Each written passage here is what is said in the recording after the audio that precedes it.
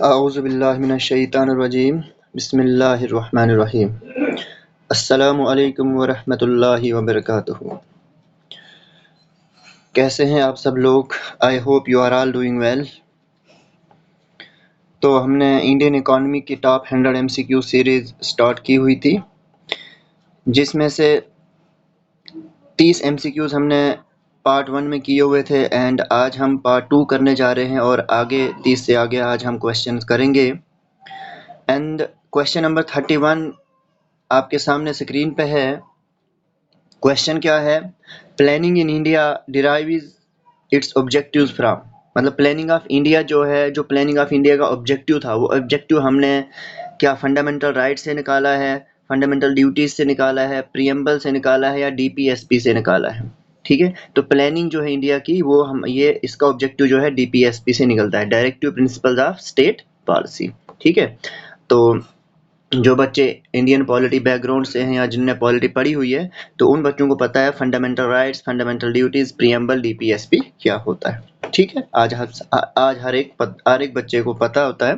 ठीक है, fundamental rights, fundamental duties, preamble, DPSP. ठीक, बहुत ही इंपॉर्टेंट टॉपिक है ये इंडियन पॉलिटी के अंदर। ठीक है, तो हमारा अभी फिलहाल इतना ही हमें जानना है कि प्लानिंग जो है इंडिया की, जो इंडियन प्लानिंग सिस्टम है, इसका जो ऑब्जेक्टिव है वो हमारा इंडियन पॉलिटी के अंदर जो 4 इंपॉर्टेंट पार्ट्स हैं, फंडामेंटल राइट, ड्यूटीज, प्रीएम्बल और डीपीएसपी। तो किस पार्ट से जो है प्लानिंग ऑफ इंडिया किस पार्ट के अंदर आता है? That comes under DPSP. ठीक है, now question number 32 is economic planning जो है इज अ सब्जेक्ट इन। ठीक है, ये क्वेश्चन मैंने आपको कल होमवर्क भी दिया था। तो ये इकोनॉमिक प्लानिंग जो सब्जेक्ट है ये कॉन्करेंट लिस्ट के अंदर आता है। ठीक है, 3 लिस्ट होती हैं, एक होती है स्टेट लिस्ट, एक होती है यूनियन लिस्ट। ठीक है, स्पेशल लिस्ट कोई भी नहीं होती है। ठीक है, तो कॉन्करेंट लिस्ट वो लिस्ट होती है जिसमें यूनियन लिस्ट और स्टेट सब्जेक्ट के दोनों ऐसे काम जो है वो कॉन्करेंट लिस्ट में आते हैं, मतलब जिसमें सेंटर भी काम कर सकता है और स्टेट गवर्नमेंट भी काम कर सकती है। ठीक है, दोनों मिलके जो है उन बातों पे काम करते हैं, जैसे एजुकेशन है, फॉरेस्ट है, मैरिजेस हैं। ठीक है, ये कॉन्करेंट लिस्ट के अंदर आते हैं। इकोनॉमिक प्लानिंग है तो इसके ऊपर भी स्टेट और सेंटर की गवर्नमेंट जो है दोनों मिलके जो है इसके ऊपर काम करते हैं। स्टेट लिस्ट जो है, जो सब्जेक्ट इसके अंदर होते हैं उसके ऊपर सिर्फ स्टेट ही काम करेगी, स्टेट गवर्नमेंट ही काम करती है। और यूनियन लिस्ट के अंदर जितने भी सब्जेक्ट्स होते हैं उसके ऊपर सेंट्रल की गवर्नमेंट ही काम करती है। ठीक है ना। Now question number 33 is the contribution of Indian agricultural sector is, मतलब इंडियन एग्रीकल्चरल सेक्टर का जो कंट्रीब्यूशन है इंडिया की इकोनॉमी में, क्या वो घटता जा रहा है, बढ़ता जा रहा है या कांस्टेंट रह रहा है? तो ये कंट्रीब्यूशन इंडियन एग्रीकल्चरल सेक्टर का जो है वो कांस्टेंटली डिक्रीज होता जा रहा है, क्योंकि लोग जो है अब एग्रीकल्चरल सिस्टम में कम जो है अपना इंटरेस्ट रखते हैं, तो सर्विसेज की तरफ अब लोग ज़्यादा जा रहे हैं। इसलिए टर्शरी सेक्टर जो सर्विसेज सेक्टर्स है उसका कंट्रीब्यूशन जो है ज़्यादा इंडियन इकोनॉमी में रहता है, लेकिन इंडियन एग्रीकल्चरल सेक्टर का जो कंट्रीब्यूशन है वो अब धीरे धीरे कम होता जा रहा है। ठीक है, now question number 34 is most important question, the concept of 5 year planning. ठीक है, ये जो 5 ईयर प्लानिंग का जो कंसेप्ट है ये इंट्रोड्यूस्ड किसने किया हुआ था? Who introduced the 5 year plan concept in Indian economy? क्या ये मोरारजी देसाई ने किया था, लाल बहादुर शास्त्री ने किया था, पंडित जवाहरलाल नेहरू ने किया था या इंदिरा गांधी ने किया हुआ था? तो ये जो कंसेप्ट है पंडित जवाहरलाल नेहरू ने इंट्रोड्यूस किया हुआ था, क्योंकि फर्स्ट ईयर प्लान जो है 1951 में स्टार्ट हुआ था। ठीक है, और उस टाइम के जो प्राइम मिनिस्टर थे ही वाज पंडित जवाहरलाल नेहरू जी। ठीक है, और first prime minister of India भी ये रहे हैं। ठीक है, now question number 35 is the strategy of ruling plans जो थे। ठीक है, ये जो प्लानिंग हमारे इकोनॉमिक प्लानिंग जो थी इसमें बहुत सारे रूलिंग प्लान्स भी आए थे। ठीक है, तो ये स्ट्रेटजी भी अडॉप्ट किसने की थी? आप मुझे कमेंट सेक्शन में ये बताएंगे कि रूलिंग प्लान ईयर्स कौन कौन से थे। रूलिंग प्लान ईयर्स जो है इकोनॉमिक प्लानिंग में कौन कौन से ईयर्स थे वो आप मुझे कमेंट सेक्शन में बताएंगे। बट हमारा जो क्वेश्चन है वो ये क्वेश्चन है कि रूलिंग प्लान की स्ट्रेटजी को अडॉप्ट किसने किया था? तो दैट मीन्स जिस ईयर में ये अडॉप्ट हुए थे उस टाइम का जो प्राइम मिनिस्टर था उसी ने अडॉप्ट किया होगा। ठीक है, ऑप्शन 1 इज जवाहरलाल नेहरू, मोरारजी देसाई, ठीक है, राजीव गांधी एंड नरेंद्र मोदी। तो इसका जो ऑप्शन है, इसका जो करेक्ट आंसर है दैट इज मोरारजी देसाई जो है उन्होंने इसका जो कंसेप्ट है वो अडॉप्ट किया था। ठीक है, रूलिंग प्लान का कंसेप्ट जो है वो अडॉप्ट किया था किसने? मोरारजी देसाई ने। ठीक है, total expenditure for agriculture was highest in which 5 year plan. मतलब एग्रीकल्चर के लिए सबसे ज्यादा एक्सपेंडिचर करना था, और वो एक्सपेंडिचर जो है सबसे ज्यादा कौन से 5 ईयर प्लान में था?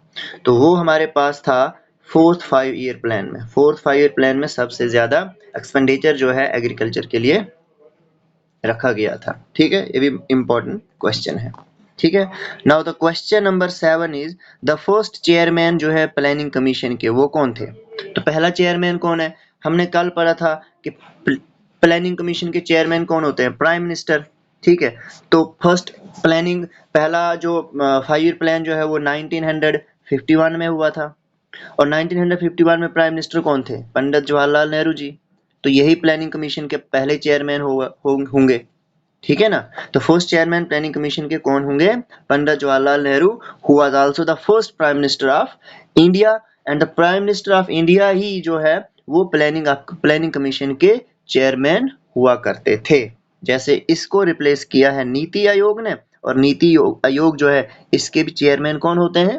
प्राइम मिनिस्टर होते हैं। तो अगर अभी current chairman of NITI Aayog पूछा जाए तो हम क्या बोलेंगे? Prime minister Narendra Modi. ठीक है, now the question number 38 is the growth rate of agricultural sector was negative in। कौन से 5 ईयर प्लान में एग्रीकल्चरल सेक्टर का जो ग्रोथ रेट हुआ था वो नेगेटिव में आया था? माइनस में किस ईयर प्लान में ग्रोथ रेट एग्रीकल्चर सेक्टर का नेगेटिव में आया था? तो that was in third year plan. Third year plan में जो है ये ग्रोथ रेट जो एग्रीकल्चर सेक्टर का माइनस में आया था। ठीक है, तो एग्रीकल्चर सेक्टर में ज्यादा इंपॉर्टेंस मतलब ज्यादा एक्सपेंडिचर जो है कौन से 5 प्लान में किया गया था? That was in fourth sector. तो क्वेश्चन ये भी हमारे पास बनते हैं कि फर्स्ट ईयर प्लान जो that was based on agricultural development, second year plan was based on industrial development. ये दोनों क्वेश्चन कई बार एग्जाम्स के अंदर पूछे गए हैं। ठीक है, now question number 39 is globalisation of Indian economy. LPG हमने पढ़ा हुआ है, लिबरलाइजेशन, प्राइवेटाइजेशन एंड ग्लोबलाइजेशन। तो ग्लोबलाइजेशन का मतलब क्या होता है? What is the meaning of globalisation? The meaning of globalisation is minimum possible restrictions on economic relation with each countries. ठीक है, एक्सटर्नल बारोइंग बढ़ाना ये ग्लोबलाइजेशन का मतलब नहीं है कि आप ज्यादा उधार लो। ठीक है, FDI ज्यादा होनी चाहिए, मतलब फॉरेन डेवलपमेंट इन्वेस्टमेंट, ये भी ज्यादा नहीं, ये भी ग्लोबलाइजेशन का मतलब नहीं है। इंपोर्ट सब्सटीट्यूशन, इंपोर्ट को सब्सटीट्यूट करना, इंपोर्ट होता है बाहर से चीजें खरीदना। ठीक है, इंपोर्ट को सब्सटीट्यूट करना ये भी ग्लोबलाइजेशन का फंक्शन नहीं है, बल्कि ये है कि कम से कम रिस्ट्रिक्शंस रखी जाएं इकोनॉमिक रिलेशंस के ऊपर जो दूसरी कंट्रीज के साथ होती है। ठीक है, हमें इंटरनेशनल लेवल पे दूसरी कंट्रीज के साथ रिस्ट्रिक्शंस कम रखनी है। ठीक है, ज्यादा हमको एक्सटर्नल कंट्रीज जो है इंटरनेशनल लेवल पे जो कंट्रीज होती हैं उनके साथ हमारे इकोनॉमिक रिलेशंस जितने स्ट्रांग होंगे, जितने ज्यादा होंगे, जितनी ज्यादा कंट्रीज के साथ हमारा रिलेशन अच्छे होंगे तो उतना हमारी इकोनॉमी के लिए बेहतर रहेगा। ठीक है, तो मिनिमम रिस्ट्रिक्शंस होनी चाहिए ना कि कम। ठीक है, NDC कब बना हुआ था? Question number 40 is NDC national development council was started in. ठीक है, ये स्टार्टेड है 1952 में बना था। जब प्लानिंग कमीशन बना था 1950 में, तो उसके 2 साल बाद जो है NDC भी बना हुआ था 1952 में। ठीक है, बहुत इंपॉर्टेंट, NDC जो है काम करता है प्लानिंग कमीशन के साथ। Take off stage in an economy means, take off stage जो एक फ्रेजल वर्ब भी है, बट इसका मतलब जो है इकोनॉमी के अंदर क्या होता है? टेक ऑफ, ऑफ का मतलब होता है कीप अवे फ्रॉम। तो टेक ऑफ स्टेज इकोनॉमी में इसका मतलब क्या है? रिस्ट्रिक्शंस को रिमूव कर लो, या इकोनॉमी जो है स्टेगनेंट है। स्टेगनेंट क्या होती है कि वो एक ही जगह पे रुकी हुई है। Steady growth begins, steady growth में धीरे धीरे जो है ग्रोथ शुरू हो रही है, या इकोनॉमी जो है वो कोलैप्स हो रही है। तो इसका जो मतलब है टेक ऑफ स्टेज का, उसका मतलब होता है स्टेडी ग्रोथ बिगन्स, कि धीरे धीरे जो है इकोनॉमी ग्रो कर रही है। ठीक है, टेक ऑफ स्टेज का मतलब होता है टेक ऑफ करना, ठीक है, थोड़ा धीरे धीरे जो है अब ये जो इकोनॉमिक ग्रोथ है वो आगे की तरफ बढ़ रही है। ठीक है, now question number 42 is a closed economy means closed economy का मतलब क्या होता है? एक होता है हमारे पास ओपन इकोनॉमी, एक होती है क्लोज्ड इकोनॉमी। ठीक है, एक होती है कैपिटलिस्ट इकोनॉमी। ठीक है, तो क्लोज्ड इकोनॉमी वो इकोनॉमी होती है जिसमें ना ही इंपोर्ट हो ना ही एक्सपोर्ट हो, ना ही हम एक्सपोर्ट करेंगे ना ही हम अपना प्रोडक्ट बाहर भेजेंगे और ना ही बाहर वाली चीजों को हम खरीदेंगे। एक कंट्री है, मान लो इंडिया है, इंडिया ना ही एक्सपोर्ट कर रहा है ना ही अपने कोई प्रोडक्ट जो है अपना बाउंड्री से बाहर भेजता है, अपनी टेरिटरी से बाहर भेजता है, और ना ही बाहर की टेरिटरी से अपनी टेरिटरी के अंदर कोई चीज खरीदेगा। ठीक है, तो वैसी इकोनॉमी को क्लोज्ड इकोनॉमी कहा जाता है। इसका अपोजिट हो गया ओपन इकोनॉमी में, जिसमें एक्सपोर्ट इंपोर्ट जो है होता है हमारे इंटरनेशनल लेवल पे। ठीक है, आई होप आपको इस क्वेश्चन की समझ आई होगी। ठीक है, now the question number 43 is which of the following is correct about Indian Planning Commission? Indian Planning Commission के बारे में कौन सा स्टेटमेंट ठीक है? Members do not require any minimum education, बोलता है मेंबर्स के लिए मिनिमम एजुकेशन की जरूरत नहीं है। It is not defined in Indian constitution, Indian planning commission Indian constitution के अंदर डिफाइंड नहीं है। Do not have find working duration, मतलब वर्किंग ड्यूरेशन भी उनका फिक्स नहीं किया गया है कि कितने टाइम उनको काम करना है। All of the above. तो करेक्ट स्टेटमेंट जो है वो ये है कि इंडियन कॉन्स्टिट्यूशन के अंदर इंडियन प्लानिंग कमीशन का कॉन्सेप्ट डायरेक्टली हमें नहीं मिलता है। बाकी क्वालिफिकेशंस तो हमें बताई हुई हैं उसके अंदर। ठीक है, वर्किंग ड्यूरेशन भी उसका बताया हुआ है। ठीक है, तो लेकिन इंडियन कॉन्स्टिट्यूशन के अंदर इसका कोई कंसेप्ट जो है इसको डिफाइन नहीं किया गया है कि प्लानिंग कमीशन किसको हम बोलेंगे। जैसे हमारे पास बजट है, तो इंडियन कॉन्स्टिट्यूशन के अंदर बजट वर्ड हमें देखने को नहीं मिलता है, बल्कि एनुअल फाइनेंशियल स्टेटमेंट हमें देखने को मिलता है, जिसका मतलब भी यही बजट ही होता है। ठीक है, विच कम्स अंडर आर्टिकल 112। ठीक है, 112 आर्टिकल के अंदर जो है एनुअल फाइनेंशियल स्टेटमेंट जो है एज ए बजट हम इसको बोलते हैं। ठीक है, in which sector the public sector is most dominant, कौन से सेक्टर में पब्लिक सेक्टर सबसे ज्यादा डोमिनेंट रहता है, डोमिनेंसी रोल प्ले करता है? ट्रांसपोर्ट सेक्टर में, स्टील प्रोडक्शन में, फाइनेंशियल इंस्टीट्यूशन में, या कॉमर्शियल बैंकिंग में? तो हमें पता है कॉमर्शियल बैंकिंग में पब्लिक सेक्टर जो है सबसे ज्यादा डोमिनेंट है। ठीक है, तो इंडिया का प्लान हॉलीडे, जैसे रूलिंग प्लान हमने पढ़ा, इंडिया इकोनॉमी में कुछ रूलिंग प्लान्स आए थे। ठीक है, तो प्लान हॉलीडेज भी आए थे जो ईयरली बेस्ड थे प्लान हॉलीडेज। तो ये हमारे पास कब स्टार्ट हुए थे? तो ये जब एक 1966 के अंदर एक ड्रॉट आया था, तो उसके बाद जो है फिर प्लान हॉलीडे इंडिया ने अडॉप्ट किया हुआ था। ठीक है, now question number 46 is in economics. Production का मतलब क्या होता है? प्रोडक्शन का मतलब होता है कोई यूटिलिटी को क्रिएट करना, मतलब प्रोड्यूस करना। ठीक है, कोई यूटिलिटी क्या होता है? जिसका कोई बेनिफिट हो। ठीक है, उसको बोलेंगे हम प्रोडक्शन। जैसे आटा है, ठीक है, तो आटे से जो है हम बहुत सारी चीजें बनाते हैं, तो दैट मीन्स प्रोडक्शन है। ठीक है, उस चीजों को फिर हम यूज करेंगे जिसकी यूटिलिटी हो, जिसको हम यूटिलाइज कर सकें। तो प्रोडक्शन का मतलब होता है ऐसा प्रोडक्ट बनाना जिसको हम यूटिलाइज कर सके। इकोनॉमिक्स में प्रोडक्शन का मतलब होता है यूटिलिटी को क्रिएट करना। ठीक है, तो which type of economy can be termed as laissez faire economy? बहुत इंपॉर्टेंट है, कौन सी इकोनॉमी को हम लेसिस फेयर इकोनॉमी कहेंगे? क्या मिक्स्ड इकोनॉमी को बोलेंगे? Not at all. Socialist economy को बोलेंगे? Not at all. क्या हम कमांड इकोनॉमी को ऐसी इकोनॉमी बोलेंगे? नहीं। तो कैपिटलिस्ट इकोनॉमी को लेसिस फेयर इकोनॉमी कहा जाता है, which is the correct answer. ठीक है, now question number 48 is FERA ये मैंने आपको कल होमवर्क दिए थे। ठीक है, तो इनके मैंने आपसे एक्रोनियम्स पूछे थे कि इनका मतलब क्या है। ठीक है, तो foreign exchange regulation act, FERA stands for foreign exchange regulation act. जो हम फॉरेन कंट्रीज के साथ एक्सचेंज करते हैं तो उनको कैसे रेगुलेट करना है उसके लिए कुछ एक्ट बनाए गए हैं, तो उसको बोलते हैं foreign exchange regulation act. FEMA जो है इसका मतलब होता है फॉरेन एक्सचेंज मैनेजमेंट एक्ट। ठीक है, तो उनको मैनेज कैसे करना है, फॉरेन एक्सचेंज उनको मैनेज कैसे करना है, यहाँ के जो फॉरेन एक्सचेंज उनको रेगुलेट कैसे करना है। ठीक है, रेगुलेशन एंड मैनेजमेंट दोनों में डिफरेंस है। ठीक है। एमएनसीज क्या होती है? मल्टीनेशनल कंपनीज या multinational corporations. Devaluation of Indian rupee in terms of US dollar was in the year. Devaluation क्या होता है? जब इंडिया की जो करेंसी है उसकी वैल्यू कम हो जाती है इंटरनेशनल करेंसी के लेवल पे। ठीक है।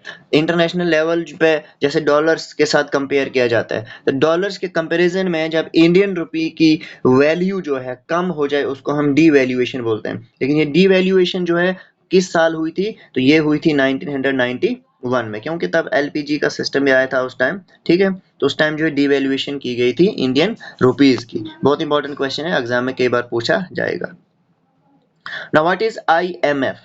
आईएमएफ जो एक बैंक है, इंटरनेशनल मॉनिटरी फंड। ठीक है। जिसका हेडक्वार्टर जो है कहाँ पे है? आप मुझे कमेंट सेक्शन में बताएंगे इसका हेडक्वार्टर कहाँ है। वर्ल्ड बैंक का जो हेडक्वार्टर कहाँ पे है? ठीक है। वाशिंगटन डीसी में हेडक्वार्टर जो है वर्ल्ड बैंक का है। ठीक है। तो आईएमएफ का आप मुझे बताएंगे कमेंट सेक्शन में। इंपोर्ट सब्स्टिट्यूशन का मतलब क्या होता है? कांस्टेंट रेट ऑफ इंपोर्ट्स, मतलब कि इंपोर्ट का जो रेट्स हैं वो कांस्टेंट हों, या इंपोर्ट को बढ़ाना है, या इंपोर्टेड गुड्स को डोमेस्टिकली उनको ज़्यादा प्रोड्यूस करना है, या इंपोर्ट बैन, इंपोर्ट करना। इंपोर्ट सब्स्टिट्यूशन मतलब क्या होता है? कि हमें इंपोर्ट करने की ज़रूरत ना पड़े बाहर से। हम जो चीज़ें हम इंपोर्ट करते हैं वो हम जो है बैन कर लें और अपनी कंट्री के अंदर ही उन चीज़ों को ज़्यादा से ज़्यादा प्रोड्यूस करें, उसी को बोलते हैं इंपोर्ट सब्स्टिट्यूशन। ठीक है। इंपोर्ट सब्स्टिट्यूशन क्या होता है? इंपोर्ट को बैन कर लेना, मतलब हमने इंपोर्ट नहीं करना है, अपनी टेरिटरी के अंदर ही हमें उन चीज़ों को प्रोड्यूस करना है ताकि हमें इंपोर्ट की करने की ज़रूरत ना पड़े, उसको ही हम इंपोर्ट सब्स्टिट्यूशन बोलते हैं। नाउ क्वेश्चन नेक्स्ट है, एफडीआई का मतलब होता है foreign direct investment. Foreign direct investment, foreign countries के साथ हम डायरेक्टली बाहर देशों में कितना इन्वेस्टमेंट करते हैं, that is known as FDI, foreign direct investment. और एफआईआई होता है foreign institutional investment, foreign institutional improvement. इसका मतलब क्या होता है? इससे हमारी क्या इंप्रूव होती है? फॉरेन में जो हमारे इंस्टीट्यूशन होते हैं उसमें हम कितना इन्वेस्टमेंट कर रहे हैं उसको बोलेंगे हम एफ डबल आई। लेकिन इससे क्या मदद मिलती है? एक तो इससे कैपिटल मार्केट का इंप्रूवमेंट होता है, इक्विटी कैपिटल का इंप्रूवमेंट होगा, फाइनेंशियल इनोवेशन और फाइनेंशियल डेवलपमेंट होगी। तो this are all the functions of financial institution development. ठीक है। MNCs owns and manage business in two or more countries, two or more countries है ये। ठीक है। मतलब जो एमएनसीज होती हैं, ठीक है, तो उन दो या दो से ज्यादा कंट्रीज में जब वो होती हैं तो उनको हम क्या बोलते हैं? एमएनसी बोलेंगे। ठीक है। एमएनसी क्या होती है? मल्टीनेशनल कॉर्पोरेशन या मल्टीनेशनल कंपनीज। जो कंपनीज दो या दो से ज्यादा कंट्रीज के अंदर जिनका बिजनेस चल रहा उनको ही हम एमएनसी कहते हैं। Question number 57 is demography, study of population. What is demography? Study of population is known as demography. ठीक है। जिसके अंदर हम बर्थ रेट पढ़ते हैं, डेथ रेट पढ़ते हैं, फर्टिलिटी रेट पढ़ते हैं, ठीक है, सेक्स रेशो पढ़ते हैं, लिटरेसी रेट पढ़ते हैं, ठीक है, डिफरेंट एज ग्रुप्स पढ़ते हैं, that is known as demography. ठीक है। Number of individual those die in a population in a given period of 5 years, उसको हम क्या बोलेंगे? तो मतलब 5 साल के अंदर कितने लोग जो मर रहे हैं पॉपुलेशन के अंदर उसको हम बोलेंगे मोर्टेलिटी रेट। मोर्टेलिटी का मतलब ये होता है death rate, opposite of fertility rate. ठीक है। तो डेथ रेट कहते हैं, death rate is mortality rate. ठीक है। तो पॉपुलेशन डेंसिटी का मतलब क्या होता है? पॉपुलेशन डेंसिटी होता है कि 1 स्क्वायर किलोमीटर के अंदर कितने लोग रहते हैं, उसको हम पॉपुलेशन डेंसिटी कहते हैं। तो rate of growth of population या rate of death rate of population ये तो नहीं होगा। ठीक है। Rate of birth rate of population ये भी नहीं होगा। Population size in a specific area, है ना, एक स्पेसिफिक एरिया के अंदर पॉपुलेशन साइज कितना, मतलब कि 1 स्क्वायर किलोमीटर के अंदर कितने लोग रहते हैं। ठीक है। 1 स्क्वायर किलोमीटर के अंदर कितने लोग रहते हैं उसको हम पॉपुलेशन डेंसिटी कहते हैं। ठीक है। तो पॉपुलेशन जो है इंडिया की 1 मार्च 2011 को कितनी थी? मतलब 2011 में लास्ट सेंसस हुआ है, तो तब इंडिया की पॉपुलेशन कितनी थी? 121 करोड़ था, और आज 150 के अराउंड हो गया है। ठीक है। बट अभी हमारे को 2011 की ही ये पूछी जाएगी, तो पॉपुलेशन इंडिया की 2011 सेंसस के मुताबिक 121 करोड़ था। ठीक है।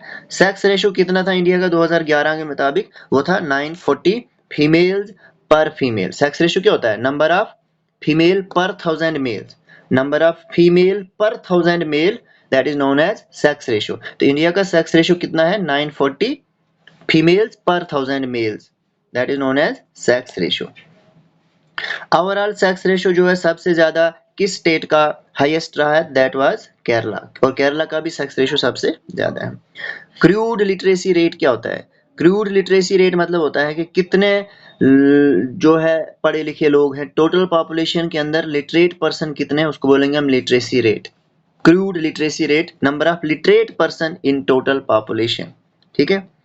As per the 2011 census literacy rate India का कितना था? That was 74.04%। 74.04% was the literacy rate of India in 2001। Number of person per square kilometre is called, अभी हमने बोला इसको हम क्या बोलते हैं? Population density. ठीक है, कि कितने लोग पर स्क्वायर किलोमीटर में रहते हैं, उसको हम पॉपुलेशन डेंसिटी बोलेंगे। ठीक है। Now question number 66 is measuring number of people who die is, मतलब कि जो लोग मर जाते हैं उसको हम क्या बोलते हैं? तो अभी हमने पढ़ा, उसको हम बोलते हैं मोर्टेलिटी रेट। मोर्टेलिटी रेट क्या होता है? उन लोगों को निशानदेही करना, उन लोगों की मेजरमेंट करना जो लोग मर चुके हैं, मतलब कितने लोग मर गए उनको हम मोर्टेलिटी रेट बोलेंगे। NPP stands for national population policy, जो कि लेटेस्ट हमारी 2000 चल रही है।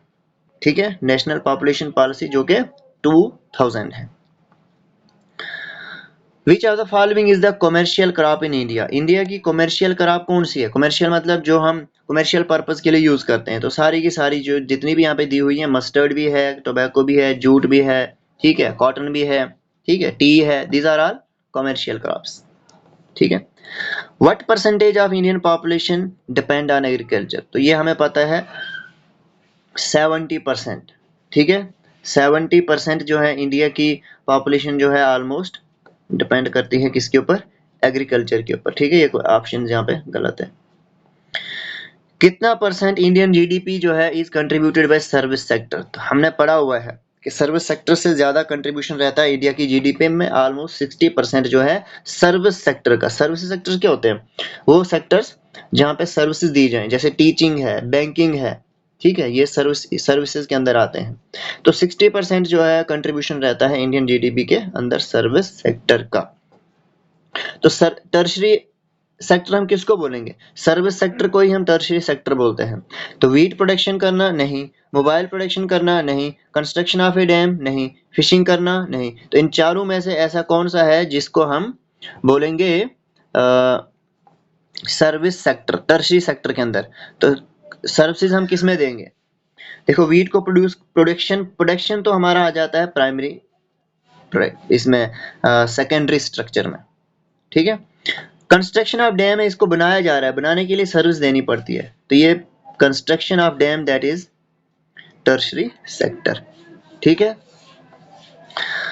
तो अब नेक्स्ट जो हमारे पास 30 से 40 क्वेश्चंस हो रहे हैं वो हम कल की वीडियो में करेंगे। ठीक है। तो कैसी लगी आपको ये वीडियो? अगर अच्छी लगती है तो चैनल को लाजमी सब्सक्राइब करें, ठीक है, कमेंट भी करें, लाइक भी करें, शेयर भी करें, और कोई प्रॉब्लम अगर हमारी वीडियोस में रहती है, बोलने में कहीं प्रॉब्लम हो जाती है, कहीं कमी है, तो कमेंट सेक्शन में अपनी राय ज़रूर रखें। आपकी जो राय है हमारे लिए बहुत ही इम्पोर्टेंट रहेगी, हम अपनी गलतियों को सुधार सकते हैं। ठीक है। तो मिलते हैं फिर कल ऐसी ही वीडियो में, तब तक के लिए खुदा हाफिज। अपना और अपने परिवार का ख्याल रखें। अल्लाह हाफिज।